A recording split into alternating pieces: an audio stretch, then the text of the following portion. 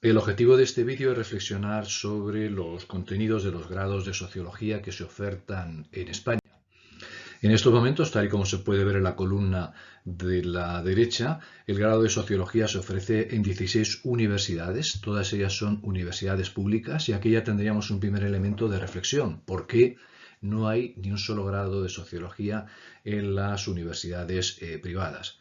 Los planes de estudio de estos grados mayoritariamente se aprobaron a finales del siglo XX. Hay que tener en cuenta que durante mucho tiempo la única facultad de sociología que existió en España era la de la Complutense, posteriormente la UNED y posteriormente se fueron incorporando las distintas universidades que aparecen aquí. Habría que reflexionar sobre qué tipo de profesional se está formando desde nuestras facultades y yo creo que esta es una reflexión fundamental y es una reflexión que falta en la conformación de los grados de sociología. En todos y cada uno de los planes de estudio, en esto la sociología no es una excepción, hay un claro predominio de la docencia basada en asignaturas, ¿no? Hay pocos créditos en los que los estudiantes puedan disfrutar de un cierto grado de libertad, como ocurre con el trabajo de fin de grado, cuyo peso oscila entre los 6 y los 12 créditos, aunque lo más habitual es que se trate de 6 créditos. Y la otra asignatura en la que los estudiantes podrían tener un cierto grado de libertad son las prácticas externas, que no son obligatorias y no sé qué porcentaje de alumnos realizan esas prácticas. Pese a todo, y como era de esperar, pues hay muchos elementos en común entre estos 16 planes de estudio de sociología, que algunos parecen responder claramente a las necesidades de una sociedad en la que el conocimiento científico se incrementa exponencialmente cada poco tiempo. Otras veces tales diferencias pues, son más bien el resultado de subordinar el plan de estudios al personal docente e investigador de que se dispone en el centro universitario de que se trate, ¿no? Este sería el caso de aquellos planes en los que la presencia de asignatura de sociología no es tan intensa como en otros. Yo creo que hay una doble deficiencia muy importante. Primero, que no hay tiempos para leer propiamente o leer libros, leer extensamente. No se crea con ello un público lector de sociología, ni tampoco hay tiempos para escribir, salvo quizás el trabajo de fin de grado que es en el último año, pero no hemos habituado previamente a los estudiantes a ser capaces de escribir con coherencia. Para subsanar estas dos deficiencias que he señalado anteriormente, propongo que se cree un seminario de lectura anual, 6 créditos para cada uno de estos seminarios, y una especie de trabajo de fin de grado, que ya no se llamaría así, pero que se tendría que hacer todos los años. De esta manera habituaríamos a los estudiantes ya desde el primer curso a sistematizar información, redactar, buscar bibliografía, etcétera, etcétera. Y lo de la lectura es algo que yo creo que es absolutamente imprescindible. No tenemos ninguna garantía de que nuestros estudiantes salgan del grado habiendo leído obras claves de la sociología, un mínimo, no sé, de 40 o 50 horas. Y el objetivo de este seminario de lectura, como se quiera denominar, sería el de garantizarse que la gente ha leído y comprendido ese mínimo de 50 obras clave, sean las que sean, ¿no? Eso habría que decidirlo. Y una cuestión un tanto peleaguda que planteo aquí es que no todo el profesorado estaría en condiciones ni de participar de estos seminarios ni de dirigir estos nuevos trabajos de fin de grado o de fin de curso, como se quiera denominar. Del mismo modo que se pide un mínimo de sexenios para participar en comisiones de evaluación, de selección del profesorado, yo creo que no estaría de más plantearse aquí hacer algo similar.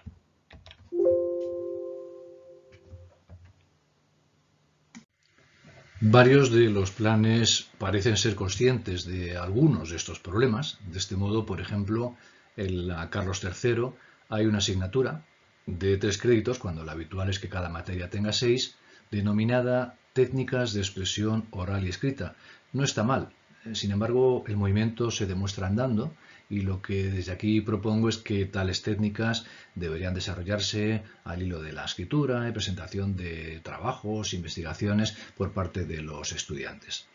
En la Palo de la Vide tienen un curso de habilidades básicas del sociólogo y en Salamanca hay también habilidades, pero se llaman académicas básicas, lo cual suena un poco a una especie de curso de compensatoria.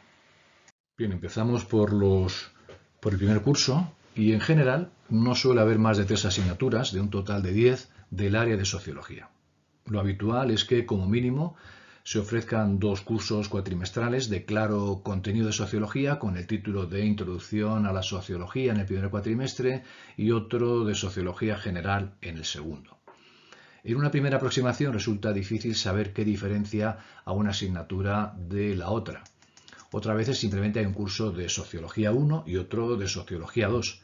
En otras ocasiones, como es el caso de la Universidad de Granada, hay una asignatura denominada Introducción a la Sociología, Acción-Individuo, y otra que aparece bajo el nombre de Sociología General, Instituciones y Procesos. Quizás se trate de microsociología y de macrosociología. También cabría interpretar como una introducción la perspectiva sociológica de la Universidad de Salamanca. En la de Granada se ofrece no solo una asignatura llamada Introducción a la Sociología, sino que también se hace lo propio con la materia de cambio social. Si realmente esa asignatura específica se ofrece como introducción, debería haber, cosa que quizás haya a lo largo del grado, un despliegue de asignaturas que desarrollan el cambio social. Y vuelvo a lo que he dicho antes, habría que plantearse si tiene sentido que en una titulación de sociología exista una introducción a la sociología. Todos los planes tienen en primero una asignatura de historia contemporánea. A veces se presenta simplemente con estas 2 palabras, pero lo habitual es que se denomine historia política y social contemporánea. En la Universidad de Barcelona es una escueta historia, mientras que en la de Alicante se recurre a una más exuberante denominación de historia económica, política y social contemporánea. En la Carlos III es simplemente historia contemporánea. En la del País Vasco se limita a la historia política y social del siglo XX, a la que se añade en segundo una historia de España y de Euskadi, también en el siglo XX. En la de Salamanca se recurre al mismo nombre que una asignatura de bachiller, Historia del Mundo Contemporáneo, y ahí tenemos la portada de un libro de bachiller de esta materia. En el caso de la Universidad de Murcia, en primer curso se ofrece una historia contemporánea, pero solo de Europa, mientras que en segundo hay una historia económica contemporánea. Y dado que carece del calificativo de europea, quizás sea mundial. Si tenemos en cuenta que los estudiantes de bachiller de la modalidad de Ciencias Sociales han estudiado 2 cursos de historia, uno de ellos justamente de historia contemporánea, como hemos visto, además de los que existen a lo largo de la ESO, quizás tendría más sentido centrarse en una historia más reciente, como la del periodo comprendido desde la caída del muro de Berlín hasta nuestros días. Más controvertido sería proponer la supresión en los planes de estudio de esta asignatura. Si nos vamos al resto de los cursos, nos encontramos con asignaturas que en algunos planes de estudio son optativas. Es el caso de especialidades como Sociología de la Educación o Sociología del Trabajo, por ejemplo, mientras que en otros son obligatorias. Una asignatura troncal como Estructura Social tiene distintas denominaciones. A veces es solo Estructura Social, aunque lo habitual es que se denomine Estructura Social Contemporánea. Sin embargo, parece que lo más acertado es, como sucede en algunos planes, que se llame estratificación social, que es lo que hace la Universidad de Salamanca. La Carlos III la une a cambio social. En el caso de universidades como la Complutense tenemos una estructura social contemporánea en segundo curso y una estructura social de España en tercero. Su descriptor, si es que el descriptor sigue existiendo, es idéntico, salvo el añadido de que en el caso de la segunda se trata de lo mismo, pero aplicado al caso español. ¿Significaría esto que en la estructura social contemporánea no se puede hablar de España? Pues es una cosa que habría que adivinar. En lo que se refiere al inglés, son muy pocas las asignaturas que se imparten en tal idioma. Aquí la secundaria parecería estar por delante de la universidad. ¿Dónde irían a parar los estudiantes que han cursado la secundaria en inglés? Quizás a la privada. Algunos grados ofrecen cursos de inglés con títulos como Idioma moderno, que es en inglés en la Universidad de La Laguna, inglés para las ciencias sociales en las de Barcelona y Murcia, o inglés profesional y académico, y English for the Social Sciences en la Universidad de Educación a Distancia. Con respecto a la enseñanza de inglés habría que ser cautos. El grado no es una academia de idiomas y por otra parte los niveles de inglés entre el estudiantado son muy diferentes y es difícil que se pueda ofrecer un grupo de nivel B2, otro de C1 y otro de C2 para científicos sociales. Por ejemplo, y me salgo del marco de la sociología, en el grado de Económicas de la Complutense hay 2 asignaturas obligatorias de inglés en primero, 12 créditos del nivel B2, pese a que hay estudiantes que ya tienen ese nivel o incluso otro más alto. Además, el hecho de que esta asignatura se denomine inglés hará que su docencia recaiga en filólogos y no en sociólogos. Algunas asignaturas parecen responder claramente a destrezas que un sociólogo de hoy en día debería adquirir. Espero no dejarme nada en el tintero, no sería injusto, pero este sería el caso de análisis de datos asistido por ordenador o análisis electoral en la Universidad de Granada, hojas de cálculo, nivel intermedio y habilidades profesionales interpersonales de la Carlos III, habilidades comunicativas y TIC y las optativas elaboración de textos académicos y profesionales y utilización de técnicas analíticas para la inserción profesional de la Universidad Pública de Navarra, la también optativa participación social y metodología participativa y taller de investigación del País Vasco, laboratorio de diseño de encuestas, laboratorio de análisis de encuestas y recursos profesionales en sociología de la Universidad de Salamanca, el tratamiento y análisis de datos de La Laguna, gestión y evaluación de proyectos sociológicos de la Universidad de Murcia o sociología electoral y sociología del turismo en la de Alicante. Puede resultar de interés contrastar algunos de los contenidos del plan de estudios del Bachelor in Behavior and Social Sciences impartido en inglés en el muy elitista Instituto de Empresa con lo que hemos visto en los grados de Sociología. En este Instituto de Empresa, en el primer curso, se ofrecen asignaturas como Learning to Observe, Experiment and Survey, Data Insights and Visualization, Simulating and Modeling to Understand Change, The Big History of Ideas and Motivation, Writing Skills, Presentation Skills. Estas dos últimas con 3 créditos frente a los 6 del resto, ¿no? Pasa un poco como lo que hemos visto en la Carlos III. Y en lugar de algo que podría ser semejante a estructura social, en segundo curso se ofrece Power and Inequality, Fundamentals of Social Theory. Y la antropología es social y digital. Y en tercero hay un curso sobre neurociencia del comportamiento.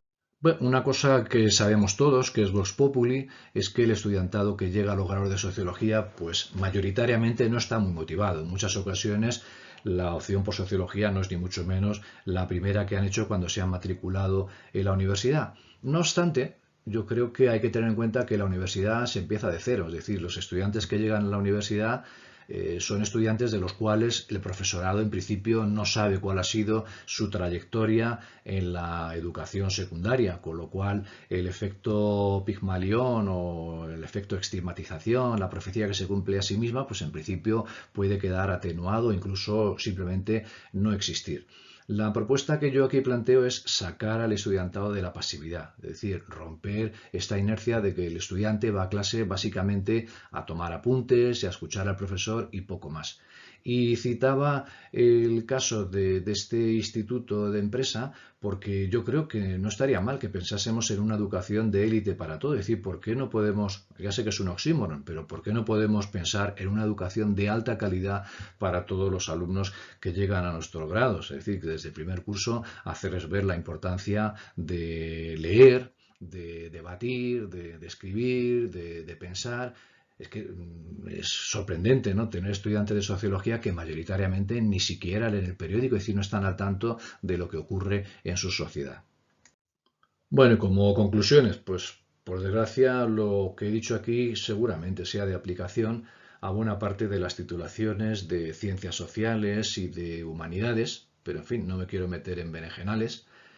Tenemos un modelo de enseñanza que fomenta la pasividad y, en fin, yo no sé, una sociología que se presenta a sí misma como una ciencia crítica y demás, pues no es capaz de cambiar el modelo de enseñanza y yo creo que no estamos siendo capaces de generar un público deseoso de seguir aprendiendo o de leer libros de sociología, ¿no? Yo creo que basta con darse una vuelta por las librerías de nuestro país para ver que muchas veces ni siquiera existe la sección de sociología y cuando existe alberga libros que seguramente muchos de nosotros consideraríamos que en realidad no son libros de sociología.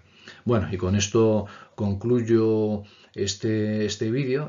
Faltaría seguramente hacer un análisis internacional, ¿no? Es decir, ver cómo es la sociología en los países de nuestro entorno europeo, pero no solo europeo, sino también qué ocurre pues, en países donde la sociología es potente, como es el caso de Estados Unidos y, en fin, quizá pues, países asiáticos y demás, pero en fin, esto va mucho más allá de lo que pensaba plantear aquí.